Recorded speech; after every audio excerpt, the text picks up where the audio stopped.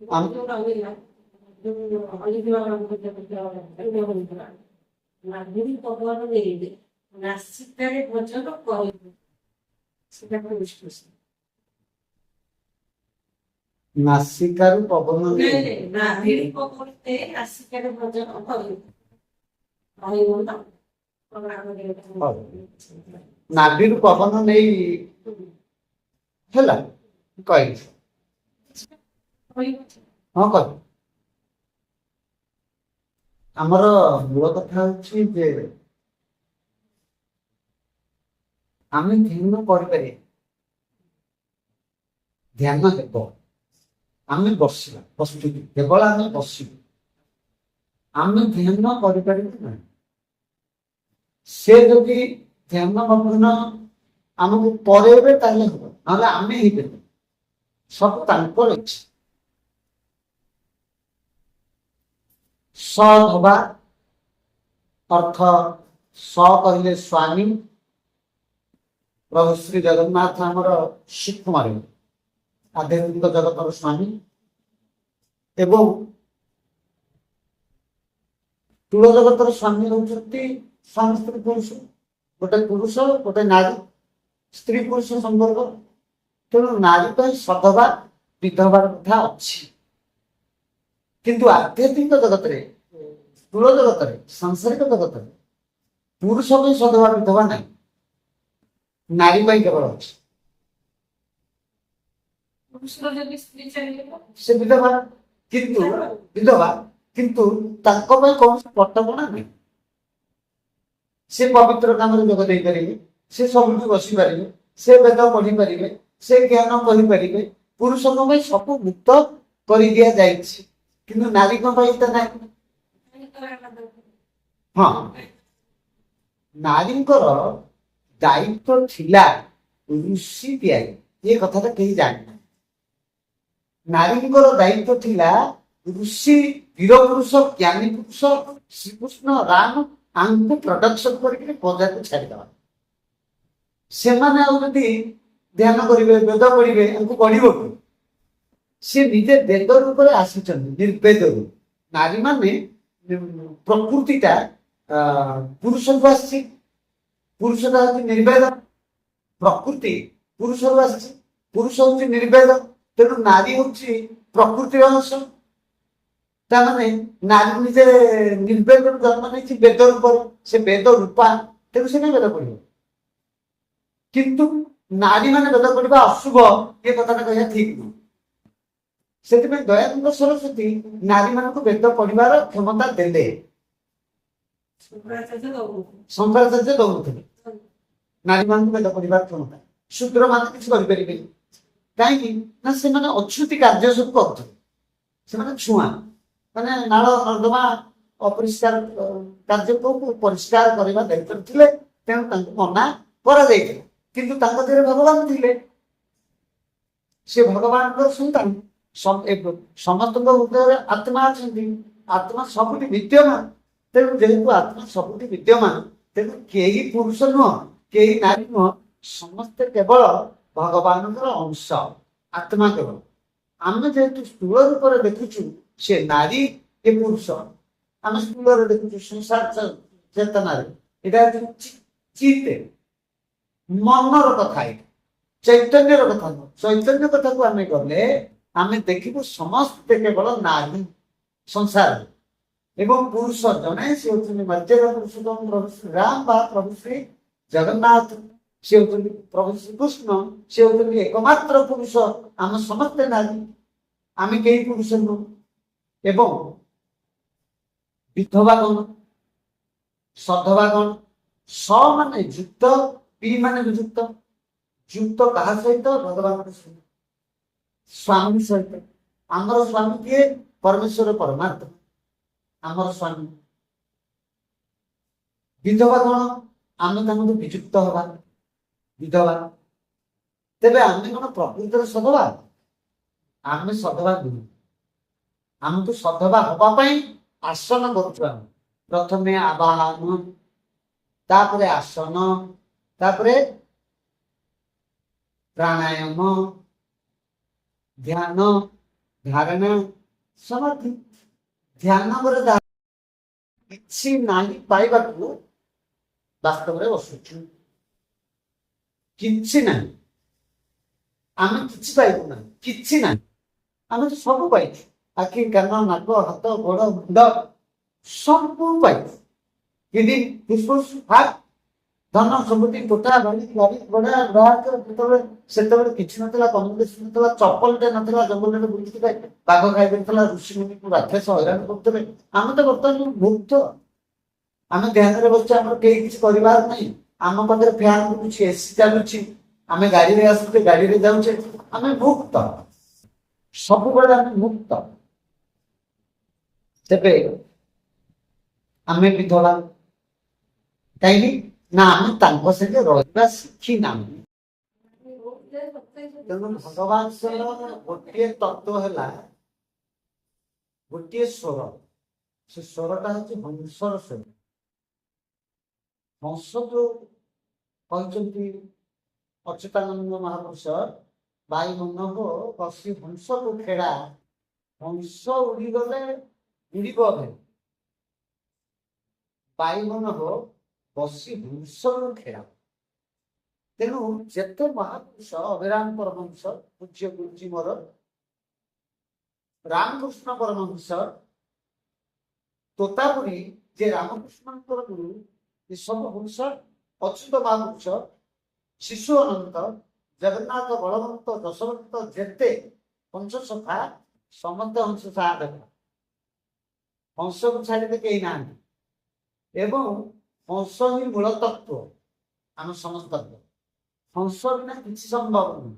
ସେ ପୁଣି କୋଉ ହଂସ? ଦିଟା, ଗୋଟେ ଧଳା, ଗୋଟେ କଳା। କଳହଂସ କୋଉଠି ଖେଳୁଛି?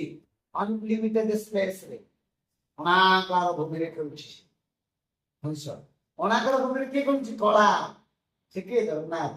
ଆଜି ବଳଭଦ୍ରଙ୍କର ଜନ୍ମଦିନ, ପ୍ରଭୁ ବଡ଼ ଠାକୁରଙ୍କର ଆଜି ଜନ୍ମଦିନ। ଆମେ ତାଙ୍କ ଦିନରେ ବସିଛେ ଏବଂ ବଳଭଦ୍ର ହଉଛନ୍ତି ସ୍ୱୟଂ ଶିବ ଏବଂ ଶିବ ହଉଛନ୍ତି ଜ୍ଞାନ। କୋଉ ଜ୍ଞାନ? ତତ୍ଵ ଜ୍ଞାନ, ସତ୍ ଜ୍ଞାନ।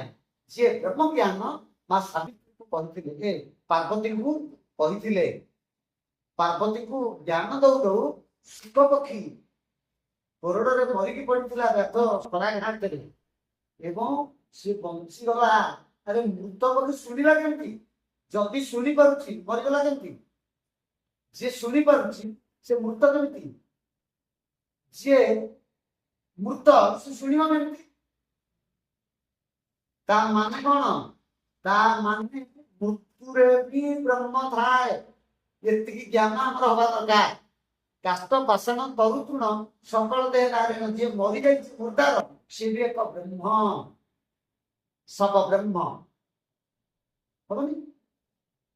କାଷ୍ଟ ପାଷାଣ ତରୁତୃଣ ସକଳ ଦେହ ନାରାୟଣ। ଆମର ପାଞ୍ଚଟା କୋଷ କଣ କଣ? ମନମୟ କୋଷ, ଅମନମୟ କୋଷ, ଅନ୍ନମୟ କୋଷ,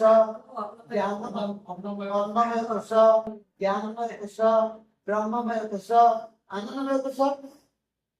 ମନମୟ, ଅନ୍ନମୟ, ଜ୍ଞାନମୟ, ବିଜ୍ଞାନମୟ, ଆନନ୍ଦମୟ, ପାଞ୍ଚ କୋଷ। ଅନ୍ନମୟ କୋଷଟା ପଡି ରହିବ, ସବୁ ପଳେଇବେ, ସବୁ କୋଷ ପଳେଇବେ, କେବଳ ଜ୍ଞାନମୟ ଅନ୍ନମୟ କୋଷ ପଡି ରହିବ। ଅନ୍ନମୟ କୋଷଟା କଣ? ପୃଥିବୀ ତତ୍ଵ, ଭୂତତ୍ଵ, ସେଟା ଶରୀରଟା। ତାହେଲେ ସେଟା ମାଟି, ମାଟି ଖଣ୍ଡ ପିଣ୍ଡଟା, ତାମାନେ ମାଟିଟା ବ୍ରହ୍ମ ନା ନାହିଁ? ତାହେଲେ କୋଉ ବ୍ରହ୍ମ ଛାଡିଗଲା, କୋଉ ବ୍ରହ୍ମ ରହିଲା? କୋଉ ବ୍ରହ୍ମ ଛାଡିଗଲା, କୋଉ ବ୍ରହ୍ମ ରହିଲା? ତାମାନେ ଶିବ ପକ୍ଷୀ ମରିଥିଲା, ବଞ୍ଚିଥିଲା? କେହି କାହାର ମରିନାହାନ୍ତି କି କେହି ବଞ୍ଚିନାହାନ୍ତି, କାରଣ ସବୁ ଜଗତ ବ୍ରହ୍ମମୟ। ତାର ମାନେ ବ୍ରହ୍ମ ମରା ନୁହଁ କି ଅମରା ନୁହଁ। ସେ ମରୁନି କି ବଞ୍ଚିନି। ସିଏ କଢ ନୁହଁ କି ଫୁଲ ନୁହଁ, ସେ ଚେର ନୁହଁ କି ମୂଳ ନୁହଁ, ସେ ଡାଳ ନୁହଁ କି ଫୁଲ ନୁହଁ, ସେ ମଞ୍ଜି ନୁହଁ, ସେ ଦଗ୍ଧ ବୀଜ, ସେ ପୁଣି ବୀଜ, ସେ ପିତା, ସେ ପୁତ୍ର, ସେ ସର୍ବମୟ, ସର୍ବମୟ କର୍ତ୍ତା ସେ।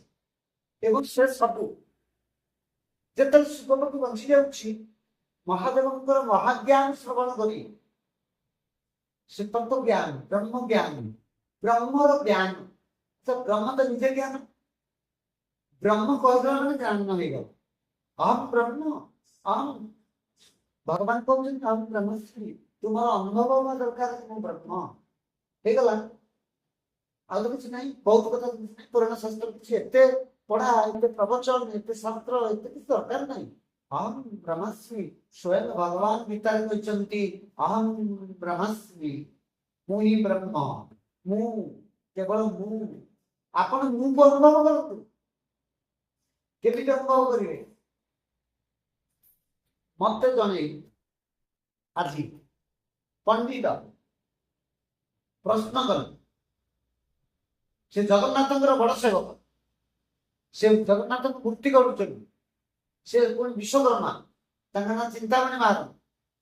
ସେ ମୂର୍ତ୍ତି ଗଢିକି ବିକ୍ରି କରିକି ବିରାଟ ଜଗନ୍ନାଥ ମନ୍ଦିର କରିଛନ୍ତି ଏବଂ ସେ ଜଣେ ମହାଜ୍ଞାନୀ ଲୋକ। ସେ ଆଜି କହିଲେ, ଆଜ୍ଞା ବହୁତ ଲୋକଙ୍କୁ ଦେଖିଲି ସୁତ ଅହଙ୍କାରୀ। ଆଚ୍ଛା, ଜଣେ ମୂର୍ତ୍ତ ଲୋକ।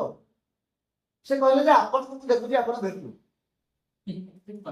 ମୁଁ କହିଲି ସେମିତି ନାହିଁ, ଜଣେ ଶବ, ଶବ ପାଖରେ ଆପଣ ଅହଙ୍କାର ଦେଖିପାରନ୍ତି ନା ନାହିଁ? ତାହେଲେ କିଏ ଚାଲିଗଲା ନା ଅହଙ୍କାର? କାହିଁକି? ଅହଙ୍କାରଟା କିଏ? ତା ମାନେ ସେ ସେ କିଏ? ଅହଙ୍କାର। ସେ କିଏ? ଅହଙ୍କାର। ସେ ଚାଲିଯିବା ଅର୍ଥ ଆପଣ ଶବ ହେଇଯିବେ। ତାହେଲେ ସେ କିଏ? ନା ଅହଙ୍କାର। ଅହଂ କିଏ? ନା ଅହଂ ହଉଛି ଶରୀର, ମୁଁ, ତାର ଆକାର। ଅହଂ ଆକାର, ଅହଂ ମାନେ ମୁଁ, ମୋର ଆକାର। ମୋର ଆକାର କଣ? ଆପଣ ହାତଟା ଯଦି ଆଙ୍ଗୁଠି କଟି ଯାଇଥିବ ଯୋଡ଼ି ପାରୁଛନ୍ତି?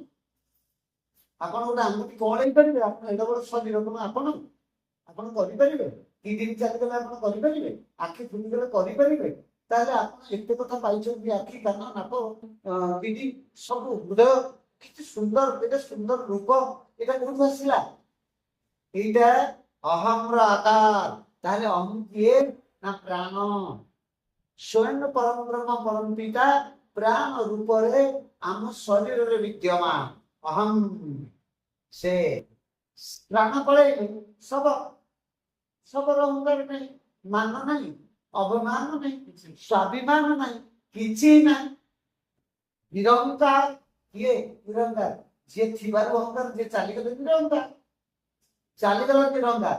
ତାହେଲେ ଆମେ ସମାଧି କେମିତି ହବା? ପ୍ରାଣରେ ରହି। 2 ପ୍ରକାର ସମାଧି, ଗୋଟେ ହଉଛି ଆପଣ ପ୍ରାଣହୀନ ସମାଧି, ଆଉ ଗୋଟେ ହଉଛି ପ୍ରାଣ ଥାଇ ସମାଧି। ଆମେ ଜୀବ ସତ୍ତାରେ ରହି ନିର୍ଜୀବ ହବା, ତାକୁ କହନ୍ତି ସମାଧି। ସେଥିପାଇଁ ଆମେ ବସୁଛେ। ତାହେଲେ କିଏ? ନା ସୋହଂ, ସେ ମୁଁ, ସୋହଂ, ସେ ମୁଁ। ଯେ ପ୍ରବେଶ କରୁଛି ସୋ, ଯେ ପ୍ରକାଶ ପାଉଛି, ବାହାରି ଯାଉଛି ହଂ। ମାୟା ପ୍ରବେଶ କରୁଛି ଆତ୍ମା, ବାହାରି ଯାଉଛି ଜୀବାତ୍ମା, ପ୍ରବେଶ କରୁଛି ଆତ୍ମା, ବାହାରୁଛି ଜୀବାତ୍ମା। ଏକୋଇ ଖେ ହଂସ ଦୁଇ ବସନ୍ତି ପ୍ରିୟ ଭାବ ବହି। ଆପଣ ମାନେ ବିନ୍ଦାନ୍ତ ଶୁଣନ୍ତୁ, ଏକଥା ଶ୍ରୀମଦ ଭାଗବତ କହୁଛନ୍ତି, ବ୍ୟାସ ନିଜେ କହୁଛନ୍ତି, ମହାଜ୍ଞାନୀ ତତ୍ତ୍ୱଦର୍ଶୀ। ଏକୋଇ ଖେ ହଂସ ଦୁଇ ବସନ୍ତି ପ୍ରିୟ ଭାବ ବହି, ସମାନ ଶକ୍ତି ସେ ଲଭନ୍ତି, ଏକ ଆରେକ ନ ଦେଖନ୍ତି। ବୃକ୍ଷରେ ଫଳେ ଫଳ ଯେତେ ଫଳେ, ତହି ବୁଝ ଏକ ଭୁଞ୍ଜଇ ତହି ବଳେ। একই বৃক্ষে হংস দুই বসন্তি প্রিয় ভাব বহি, সমান শক্তি ସେ ଲଭନ୍ତି, ଏକ ଆରେକ ନ ଦେଖନ୍ତି। ବୃକ୍ଷରେ ଫଳ ଯେତେ ଫଳେ, ଜୀବ ଭୁଞ୍ଜଇ ଏକବେଳେ, ଜୀବଟା ଏକବେଳେ ମୁକ୍ତି ଦଉଛି, ଆତ୍ମା କିଛି ଖାଉନି, ଆତ୍ମା ନିର୍ଲିପ୍ତ। ଆପଣଙ୍କର ଆତ୍ମା ସହିତ ଆୟୁଷ, ଆତ୍ମା ବୁଢା ହବନି, ଆତ୍ମାର ବାଳ ବଚିବନି, ବାଳ ତ ନାହିଁ, ବଚିବ ନିର୍ଲିପ୍ତ, କୋଉଥିରେ ସେ ନାହିଁ। ଆଉ ଆମେ ଶରୀର, ଆମେ କଣ ଭାବୁଛୁ? ଦେଖ ମୋର କେଡେ ସୁନ୍ଦର ଶରୀର, ମୋର କେଡେ ସୁନ୍ଦର ମୁହଁ, ମୋର କେତେ ସୁନ୍ଦର ଗୀତ, ମୋର କେତେ ସୁନ୍ଦର କଥା, ମୋର କେତେ ସୁନ୍ଦର ଘର, ମୋର କେତେ ସୁନ୍ଦର ସଂସାର, ମୋର ଆଉ ମୁଁ ମୋରରୁ ଆମେ ମୁକ୍ତ ନ ହବାରୁ ଆମେ ବିଧବା।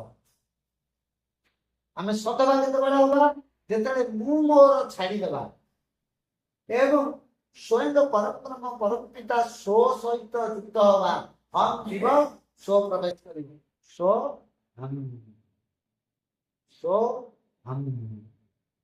ଏତିକି ହେଉଛି ଧ୍ୟାନର ତତ୍ତ୍ୱ।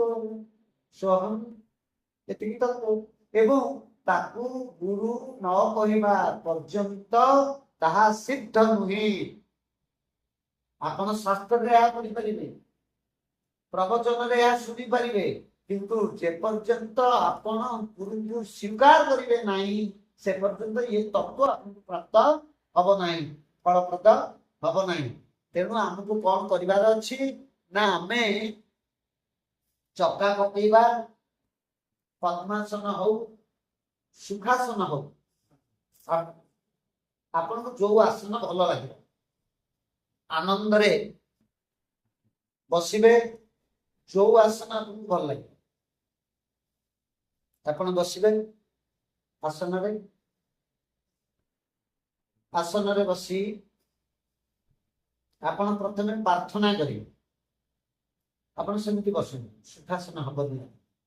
ଆପଣ ଗୋଇଠିଟାକୁ ଏଇ ଗୋଇଠିଟା ପୁରା ମଳଦ୍ୱାର ଆଉ ଲିଙ୍ଗ ମଝିରେ ଲଗାନ୍ତୁ। ହଁ ଲଗାନ୍ତୁ, ଲାଗିବନି ଆପଣଙ୍କୁ, ମୋଟା ଅଛି। ଆଉ ସିଆଡେ ନିଅନ୍ତୁନି ପାଦ, ଯେତିକି ଲାଗିବ ପାଦଟାକୁ ଆଣ୍ଠୁ ପାଖରେ ସମାନ ରଖନ୍ତୁ। ହଁ ବାସ୍ ହେଲା। ଏବଂ ଚେଷ୍ଟା କରନ୍ତୁ ପାଦକୁ ଏମିତି ଘୋଡେଇବା, ନହେଲେ ଶକ୍ତି ହରଣ ହବ। କାନ୍ଧରୁ କାଢି ଦିଅନ୍ତୁ, କାନ୍ଧ ସହିତ କିଛି ଦରକାର ନାହିଁ। ବାଟରେ ଏମିତି ପକାନ୍ତୁ, ନହେଲେ ଶକ୍ତି ହରଣ। ପାଦ ବାଟ ଦେଇ ଶକ୍ତି ହରଣ ହେଇପାରେ। ଦେବାଦେବୀଙ୍କ ପାଖରେ, ଗୁରୁଙ୍କ ପାଖରେ, ଗୁରୁଜନଙ୍କ ପାଖରେ ଯେତେବେଳେ ବସିବେ ପୂଜା କଲା ବେଳେ ପାଦ